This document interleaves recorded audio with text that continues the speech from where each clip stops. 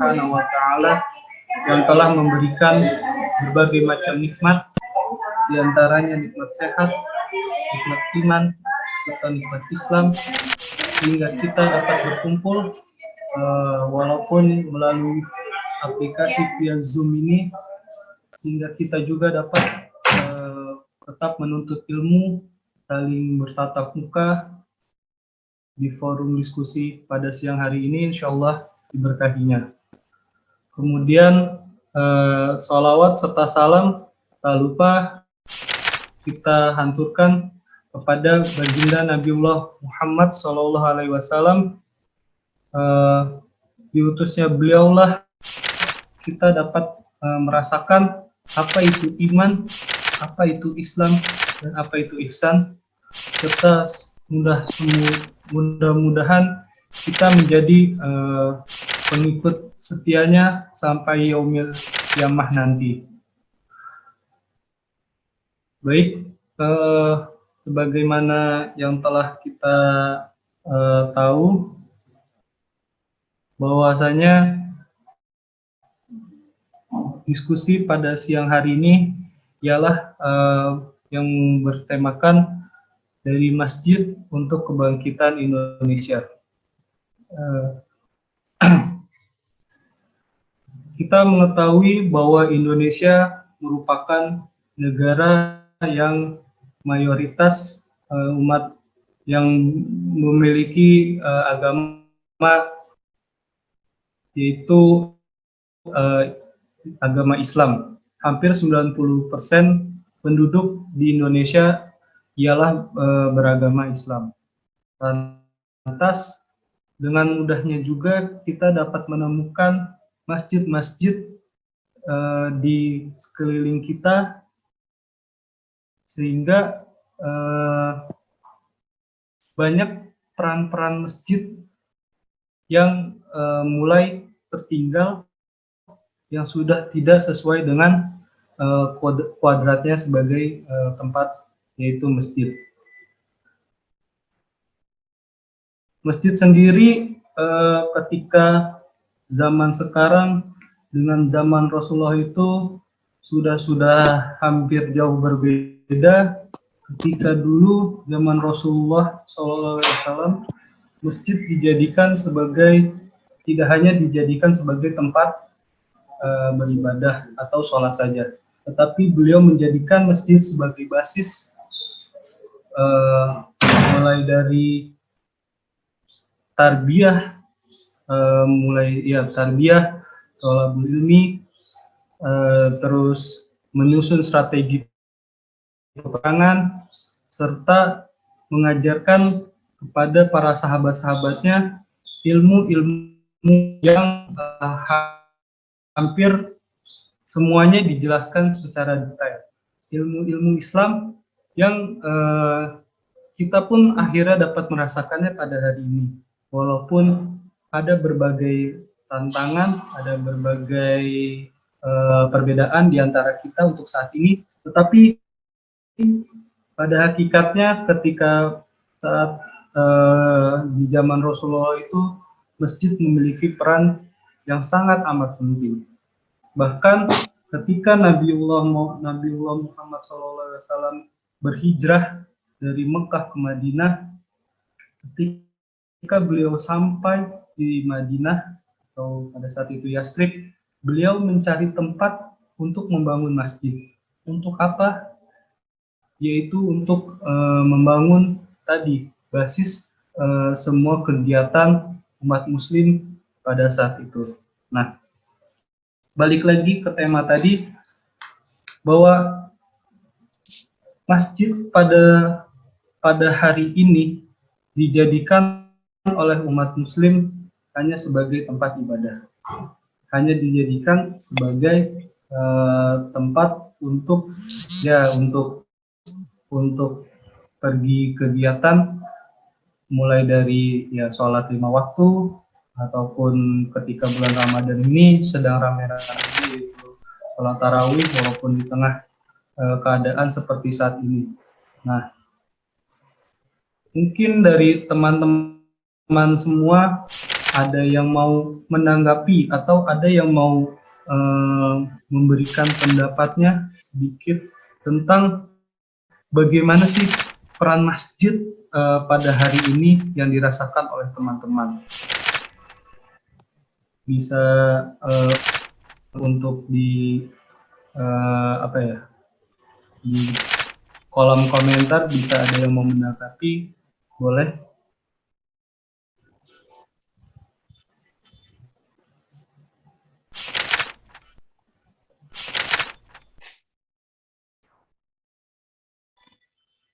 Ada yang mau menanggapi dari kritikan saya dari pada saat ini, atau mungkin saya lebih jelaskan lebih detail sedikit. Kita ambil contoh keadaan masjid pada hari ini, yaitu isu kemarin ketika yang sedang heboh-hebohnya, mungkin ketika saat pilkada atau pemilu, yang paling heboh yaitu ketika tahun 2018 ya, bahwa dibikin framing bahwasanya masjid itu adalah sebagai tempat hanya untuk mencari suara. Oh, ini ada yang mau menanggapi. Saudari Yunda Veronica mau menanggapi ya dari pemantikan saya tadi. Kepada Yunda Veronica bisa dinyalakan suara dan videonya.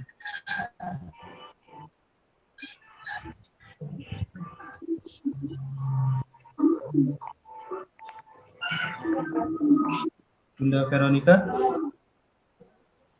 bisa dinyalakan. Iya, baik Kanda. Mohon maaf nggak bisa nampilin. Oh iya. Nampilin video. Dan saya ingin menanggapi apa yang dikatakan oleh moderator yang mengenai peran masjid ini di saat Ramadan ini seperti apa. Kan kita ketahui juga dari tahun ke tahun yang ditunggu-tunggu saat Ramadan tidak lain yaitu kegiatan di masjid, entah mulai tadarus sampai tarawih pun kita selalu menunggu. Namun kondisi yang seperti ini kan memang kita tidak menginginkan sebenarnya kondisi pandemi ini, tidak sama sekali ada yang menginginkan. Cuman kali inilah memang peran masjid pun sebenarnya masih bisa maksimal menurut saya, karena kalau di lingkungan saya itu kegiatan masjid itu udah masih ada kegiatan ya, cuman memang ada pembatasan.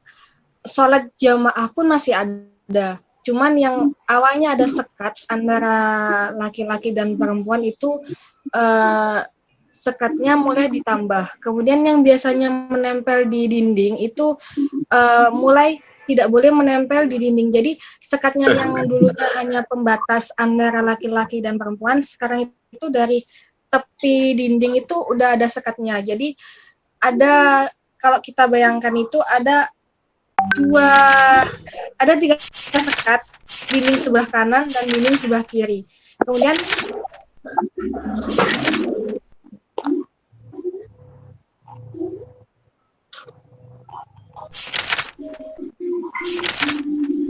kemudian kalau kegiatan tarawih pun masih ada, cuman mungkin yang biasanya pakai speaker itu mulai dikurangin, volumenya dikurangin, karena beberapa lingkungan ada yang kegiatan tarawih itu dibubarin oleh pihak kepolisian. Itu yang merupakan satu yang membuat kita prihatin ya, kenapa kok kegiatan ibadah pun ya memang ini untuk meminimalisir, cuman banyak sekali yang harus kita lakukan. Misalnya sebelum masuk masjid bisa kita gunakan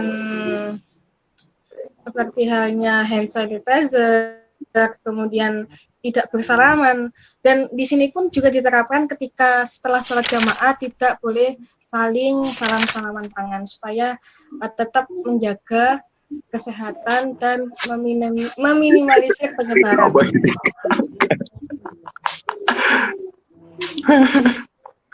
Ini atas undangannya. Terima kasih banyak atas undangannya. Saya yang pertama mohon maaf ya karena nggak bisa lama, paling setengah jam aja nih bisa bareng teman-teman. Karena acara juga di sini nggak habis-habis ya. Tapi begini, yang pertama saya banyak ngisi di mana-mana lah tentang terang peran pemuda, masjid. Tapi setelah itu nggak ada komitmen dari teman-teman juga gitu untuk jadi ngambil bagian di masjid. Nah makanya sebenarnya apa namanya?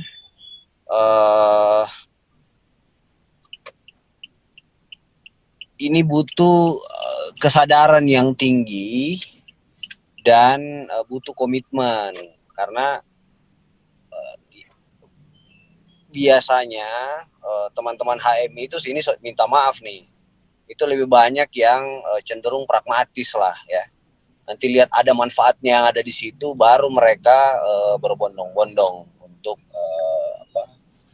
datang ke situ gitu. Kalau mau sebenarnya jangankan di zaman Rasulullah ya, zaman HMI dulu LDMI itu bisa hidup dengan baik dan seterusnya. Tapi sekarang teman-teman HMI malah menjauh dari masjid. Jadi nggak usah kita bicara hal yang terlalu jauh ya. Teman-teman cukup banyak bercermin saja. Apakah selama ini teman-teman itu punya komitmen untuk memakmurkan masjid? Kalau kita diskusi panjang lebar, tapi setelah itu teman-teman nggak punya komitmen untuk itu, ya, saya kira nggak ada gunanya gitu kita ngomong gitu. Jadi makanya itu harus benar-benar dijadikan komitmen bersama bahwa, makanya saya juga pengen bicara ini sebenarnya kenapa pengen di komisariat ya, banyak cabang, anak-anak PB minta jadwal juga, tapi ya selain waktunya nggak cocok, yang kedua saya merasa juga bahwa komisariat yang selama ini jadi ujung tombak perkaderan itu malah tidak menjalankan fungsi itu dengan baik gitu. Karena tahapan-tahapan di cabang, di Korkom, bahkan sampai di PBHM itu semua berawal dari budaya yang kita bangun di komisariat. Kalau kita tidak punya budaya untuk membangun tidak punya kesadaran untuk membangun culture seperti itu, maka kita bicara 2-3 jam juga busa-busa, teman-teman juga nggak ada impact-nya gitu. Nah, faktanya di beberapa teman-teman ini Brawijaya ya? Beberapa di kampus-kampus itu harus kita akui HMI itu jauh ketinggalan dengan sahabat-sahabat kita atau teman-teman kita di kami, di HTI ya, atau di mana gitu. Jadi organisasi-organisasi lain yang mengedepankan ya nilai-nilai keislaman itu dengan ya mungkin teman-teman akan mendebat lagi, itu kan simbolik dan segala macam. Tapi menurut saya hal-hal yang simbolik itu menunjukkan keberpihakan kita loh. Itu kan anak HMI kan paling jago kalau udah disudutkan dengan hal-hal yang sederhana, ada aja tuh alasannya gitu. Jadi menurut saya untuk memakmurkan masjid itu nggak ada alasan gitu. Itu jadi kewajiban teman-teman karena HMI itu jaya dan besar ketika dia memfokuskan gerakannya pada masjid dan kampus. Kalau kita menjauh dari situ, maka ya keluhan-keluhan, saya dulu berkeliling di 350 kabupaten kota, di hampir 170 cabang, dan setiap saya berkunjung ke cabang selalu menyempatkan juga sharing dengan teman-teman di komisariat, dan saya tidak menemukan banyak kader-kader HMI yang yang bisa menyemai nilai-nilai keislaman itu dengan dengan maksimal ya, dengan kafah gitu. Kita terlalu banyak wacana tapi eksekusi gitu. Makanya ya besar harapan saya lah teman-teman Komisariat di Brawijaya ini bisa lagi mempelopori bagaimana budaya-budaya itu dibangun dari masjid gitu ya. Karena HMI besar tadi karena dua hal itu. Dia ketika itu mengakar tentu di kampus-kampus dan aktivitas di lembaga dakwah mahasiswa Islam waktu itu juga cukup signifikan. Kenapa ITB misalnya berjaya dulu? Kenapa UI berjaya? Kenapa Unhas berjaya? Kenapa apalagi kampus-kampus yang inilah? Karena itu tadi kesadaran tidak cuma kemampuan intelektual tapi juga disertai dengan intelektual, emosional kalau di keorganisasian, tapi juga kemampuan spiritual gitu. Nah, kemampuan spiritual ini memang yang yang banyak lah kita di kader HMI itu tinggalkan gitu. Kita nggak menganggap kadang-kadang hal-hal yang sifatnya simbolik semata itu menjadi hal yang penting. Padahal kalau teman-teman bisa membaca perkembangan politik di Indonesia ini itu punya kecenderungan misalnya ke politik Islam. Begitupun dalam konteks ekonomi Islam. Perkembangan ekonomi Islam kita sekarang sangat luar biasa kemajuannya ya. Itu apalagi dengan Pak Jokowi dan Pak Kiai Ma'ruf punya keberpihakan gitu tentang itu. Jadi ya teman-teman, ya besar harapan saya lah punya kecenderungan, punya keberpihakan untuk bisa kembali memakmurkan masjid gitu.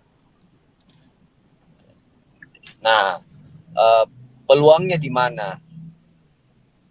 Indonesia itu punya umat Islam yang terbesar di dunia. Total dari penduduk umat Islam kita itu jadi 1 dari 10 orang Muslim di dunia itu adalah umat Islam yang ada di Indonesia. Kemudian proyeksinya Pew Research itu 2050 umat Islam di dunia ini berkisar 29,7%. Jadi ada 1 dari 3 orang di dunia ini adalah umat Islam. Artinya secara mayoriti Islam ini, secara kuantitatif Islam ini akan berjaya di masa depan. Setidaknya ditandai dengan jumlahnya yang signifikan.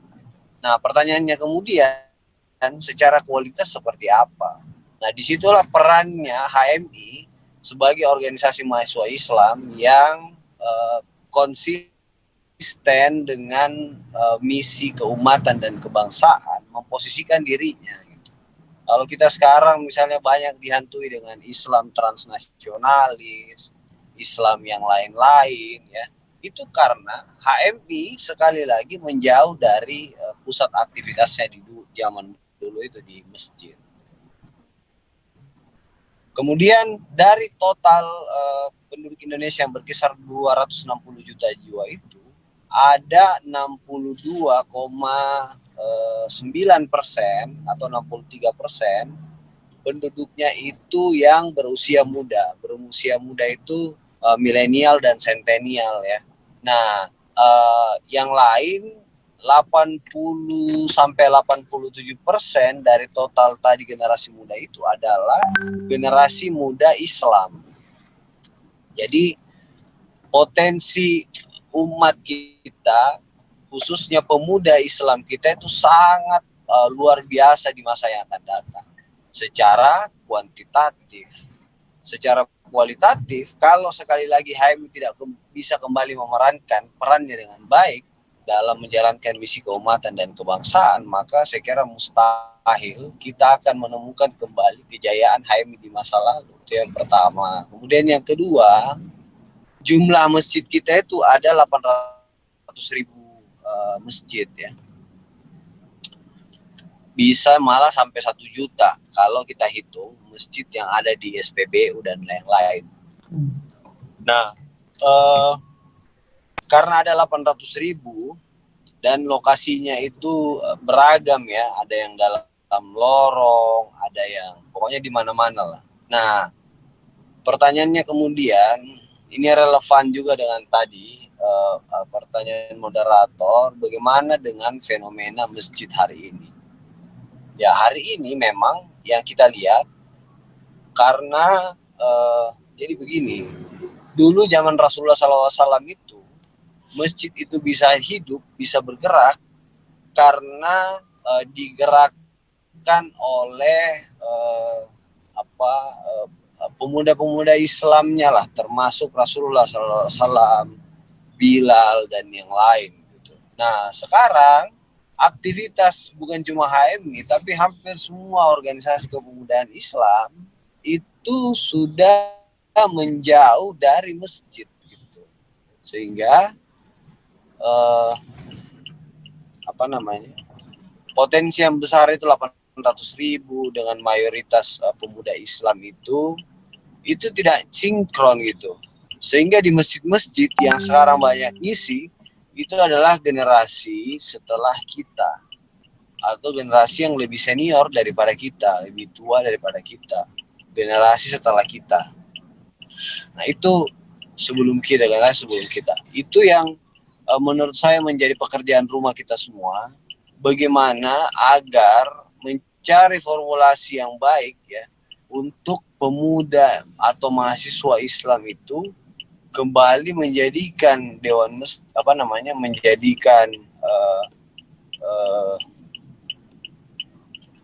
menjadikan HMI itu bisa memerankan tadi perannya dengan baik dengan melakukan banyak aktivitas di masjid dan seterusnya. Karena kalau di masjid itu perasaan kita itu selalu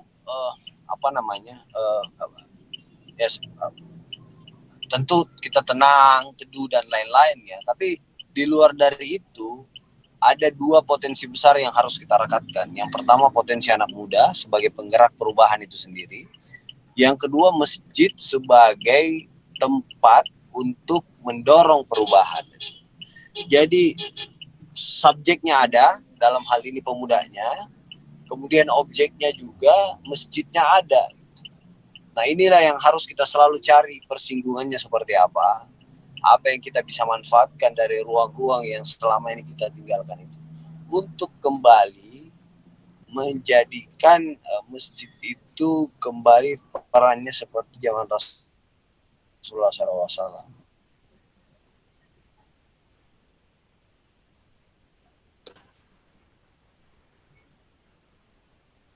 Melakukan hal-hal sosial yang lain ya, tempat melakukan aktivitas ekonomi di Jutmutia atau tempat ya hal-hal yang produktif yang lain lah, itu dekat di masjid.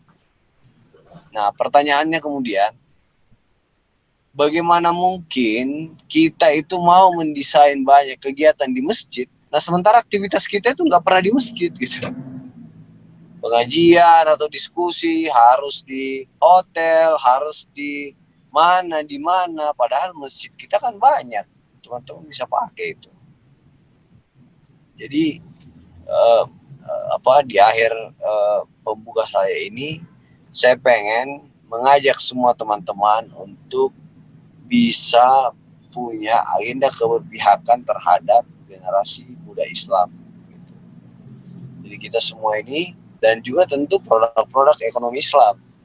Karena kalau itu tidak kita lakukan, maka ya kita pasti agak kesulitan lah bicara tentang bagaimana masa depan Islam dan masa depan Indonesia di masa yang akan datang. Karena kita yang sudah tahu trennya seperti apa itu juga tidak melakukan apa-apa. Bagaimana yang tidak berpusat di masjid oleh anak-anak mudanya. Jadi mungkin itu moderator. Terima kasih. Bila itu taufiq wal hidayah. Assalamualaikum warahmatullahi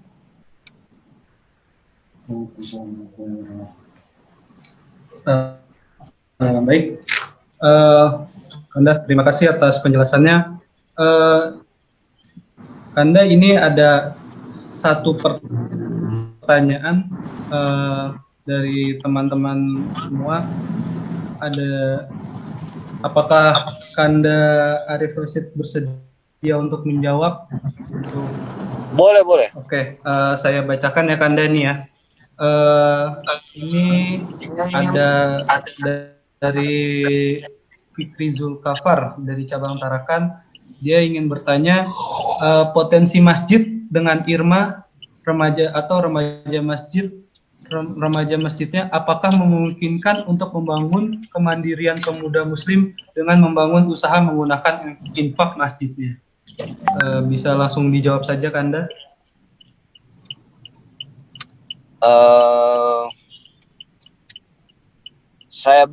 Saya belum mendalami betul soal ini, soal apa namanya, potensi infak ya, infak, sedekah dan yang lain gitu. Tapi saya kira begini, Pak JK itu selalu bilang, saya di belakang bukan ya? Apa namanya? Pak JK itu selalu menyampaikan. Banyak sekali mobil.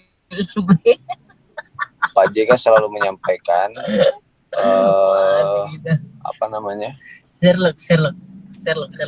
Agar kalau uang yang masuk ke masjid itu peruntukannya untuk kemakmuran masjid, maka setiap upaya-upaya yang bergerak ke sana itu sangat mungkin disupport oleh masjidnya. Gitu.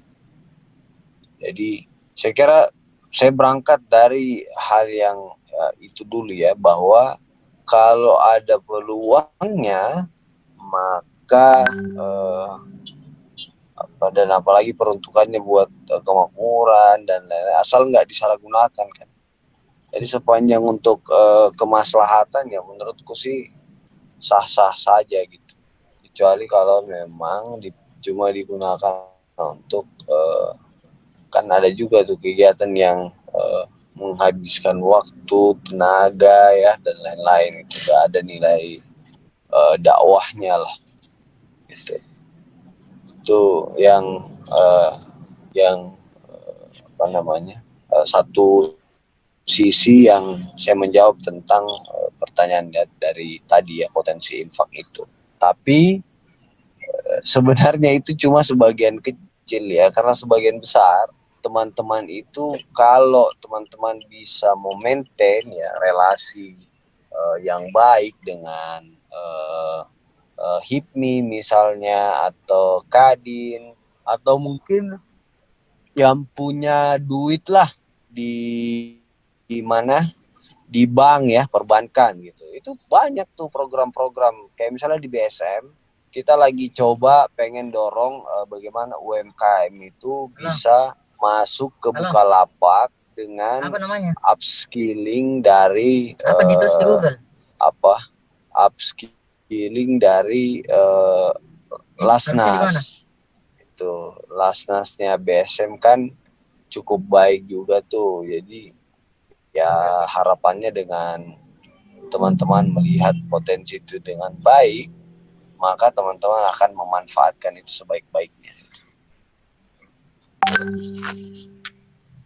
Berbeda kalau karena tadi tuh di UMKM kan itu banyak yang ini.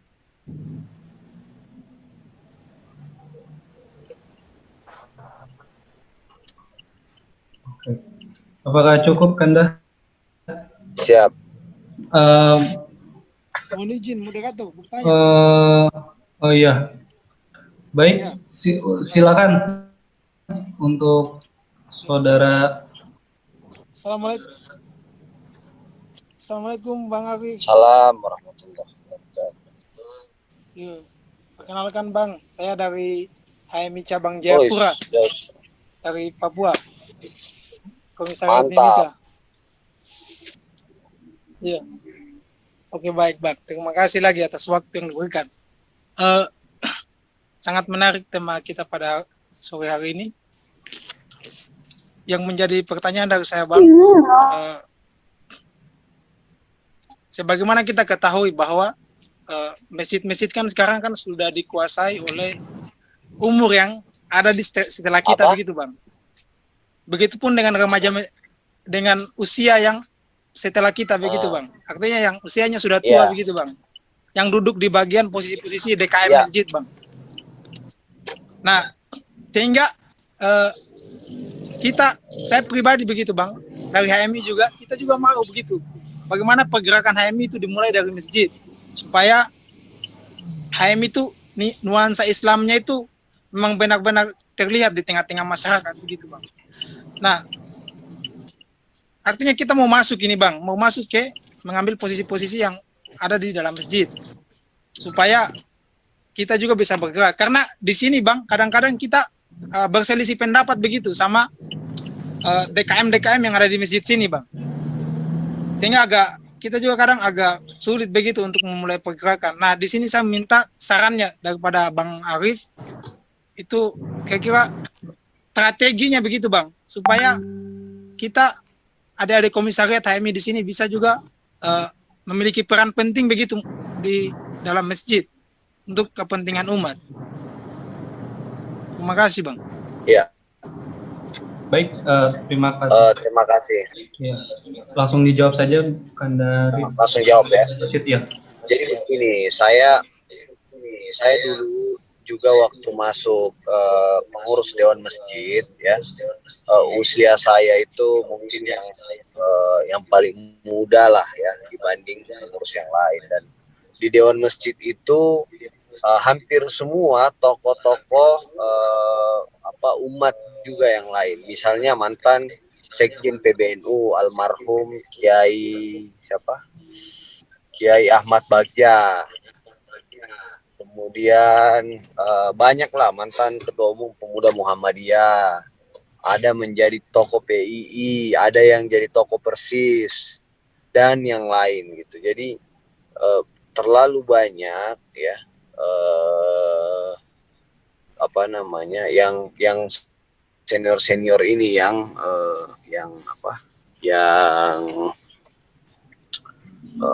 mengisi lah posisi di Dewan Masjid. Nah, cuma ada problem sebenarnya. Di satu sisi yang senior ini merasa juga ada rasa belum percaya, belum percaya sepenuhnya kepada teman-teman. Tapi di sisi yang lain ini di jalan ada kesenjangan juga bahwa anak-anak muda ini itu kurang percaya diri gitu. Jadi ini sama problemnya dengan aktivis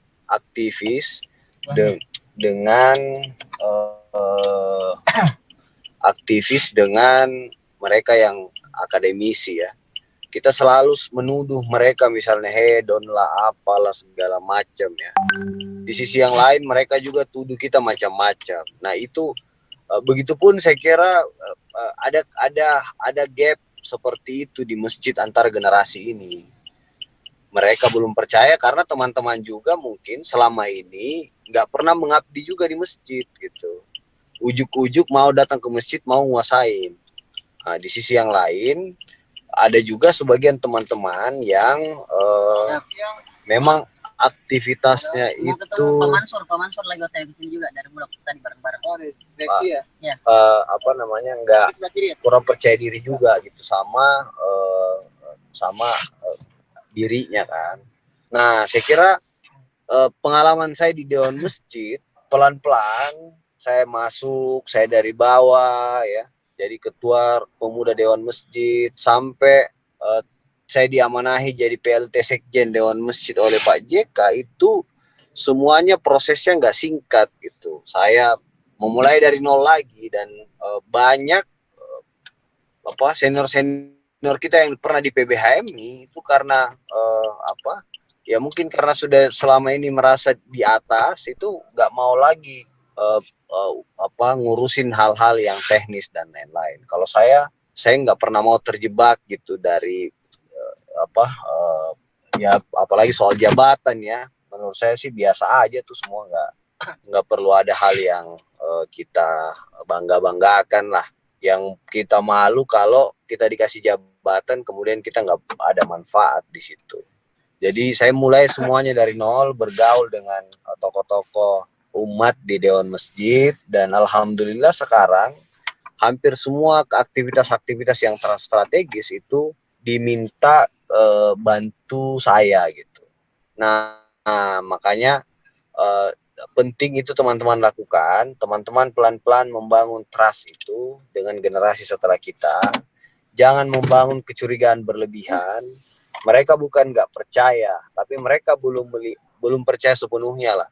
Tapi mereka belum melihat apa yang teman-teman selama ini juga kontribusikan. Tapi kalau teman-teman mulai dari kecil, mulai dari nol ya, ngurus masjid, menjadi ya mengurusi hal-hal yang teknis lah, yang lain dan seterusnya, insya Allah saya kira teman-teman itu akan karena nggak ada lagi tuh, jarang kan orang yang ini, nggak ada lagi yang bisa mau ngambil urusan itu. Jadi menurut saya teman-teman kepercayaan itu terbangun dengan sendirinya kalau teman-teman betul-betul bisa dipercaya gitu. Kalau enggak ya mustahil juga teman-teman bisa dapat kesempatan yang langka itu. Ya. Baik, gimana dari Bang Amin ya? Mungkin Siap. Makasih Bang Arif atas penjelasannya, sangat mencerahkan. Sukses selalu Bang. ya. Baik, lanjut ya. Mungkin karena Anda Arif juga memiliki keterbatasan waktu. Iya, sorry ya, saya baru ini nyampe di ini lagi nih. Iya, Bang. Kita mau buka ya jadi selama ini di masjid kita selain buat unit usaha, kita juga sekarang bangun namanya dapur umat. Jadi aktivitas ekonomi sudah jalan, aktivitas sosial juga udah jalan. Nah sekarang ini kita diminta bantu Bulog untuk menstabilkan harga, dan kita diminta jualan gula lagi gitu. Kalau mungkin saya mau bawa jabatan saya sebagai komisaris BSM, mungkin sudah selesai saya udah nggak usah pusing-pusing lagi ngurusin gula lah, ngurusin ini. Tapi ya karena tanggung jawab kita untuk selalu berada di tengah-tengah umat, selalu berada di tengah bangsa, maka itu harus kita ambil. Nah konsekuensinya pasti banyak ya. Kita harus mengorbankan kepentingan pribadi kita, mengorbankan yang lain-lain gitu. Kalau teman-teman tidak punya komitmen ke sana, udahlah, lebih baik teman-teman akhiri sekarang HMI-nya, itu jauh lebih baik ya daripada terus terlibat dalam urusan-urusan seperti ini ya. Bang, baik, mungkin bisa closing statement buat teman-teman agar lebih bersemangat lagi lah dalam menjalankan sebagai kader HMI-nya, Bang. Terlebih lagi motivasi lah untuk kita sebagai kader HMI, kan yang tadi sudah disebutkan Abang bahwa kader HMI ini jarang sekali berperan di masjid-masjid. Mungkin bisa diberi closing statement-nya. Jadi begini, saya selalu mengibaratkan HMI itu sebagai kapal pesiar ya.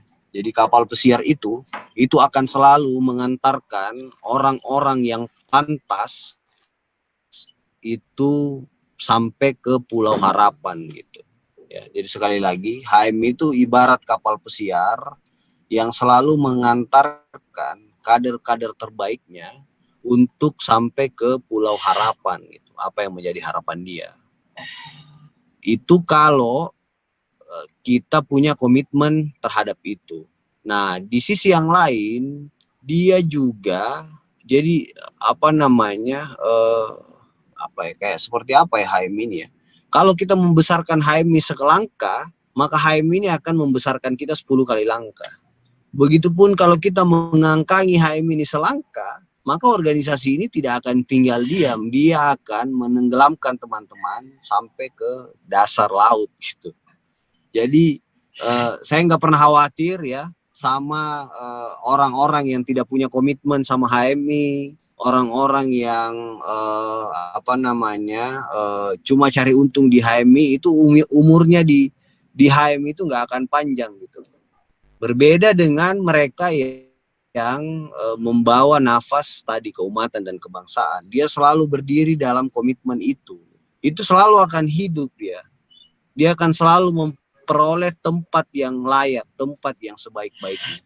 Jadi sekali lagi, kalau teman-teman pengen besar di HMI, maka teman-teman harus membesarkan HMI selangkah. Kalau teman-teman tidak ingin jadi sesuatu, maka saya kira nggak usah lama-lama berproses di HMI, itu buang-buang waktu saja. Gitu. Ya, jadi seperti itu. Saya mohon maaf sekali lagi, teman-teman. Salam tasim buat semuanya. Insya Allah di kesempatan yang lain kita bisa silaturahim lagi. Ya. Kita itu dulu, capture dulu fotonya. Siapa yang pakai laptop situ?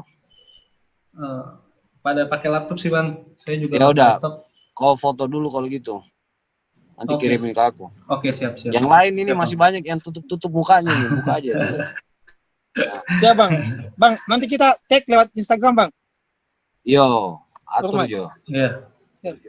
Baik, siap Bang. Terima kasih kepada Kanda Rifroshid yang telah menyempatkan waktunya